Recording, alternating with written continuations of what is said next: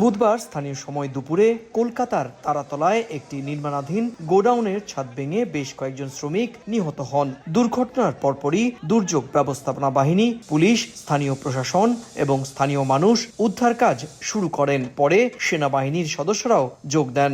আশঙ্কাজনক অবস্থায় বেশ কয়েকজনকে উদ্ধার করে হাসপাতালে নিয়ে যাওয়া হয়। এখনো অনেকে চাপা পড়ে থাকায় হতাহতের সংখ্যা বাড়তে পারে বলে ধারণা করা হচ্ছে।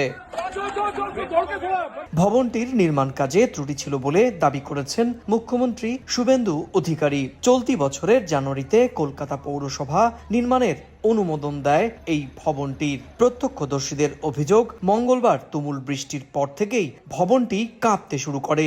সেই খবর পেয়েই দুপুরে বেশ কয়েকজন নির্মাণ শ্রমিক সেটি মেরামতে ভবনের ভেতরে প্রবেশ করেন। সে সময়ই এই মর্মান্তিক দুর্ঘটনা ঘটে। একদম NDRF, army, state disaster, police, fire, KMC all together working very good.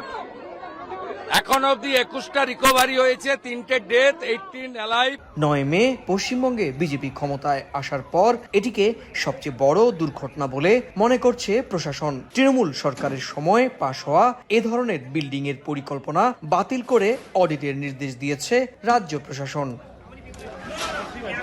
Subrata আচার্য, সময় সংবাদ, পশ্চিমবঙ্গ, ভারত।